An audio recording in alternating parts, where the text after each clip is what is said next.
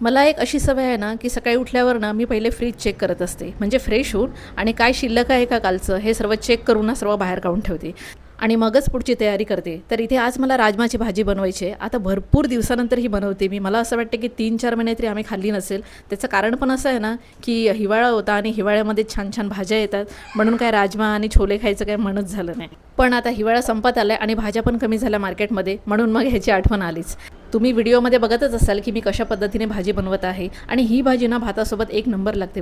पण मी इथे भाजी ही बनवते टिफिनसाठी, म्हणजे की चपातीसोबत खाणार. पण ह्याचा अर्थ असं नाही की आम्ही भातासोबत खाणार. दुपारी तर मी भातासोबतच खाणार आहे. आणि हो, राजमा तुम्ही जेव्हा पण बनवतील ना घरामध्ये तेव्हा दिवसाच बनवा, कारण राजमा ना पचायला जड जातो. म्हणून दिवसा खाल्ला ना तर चांगले बेनिफिट्स मिळतात ह्याचे.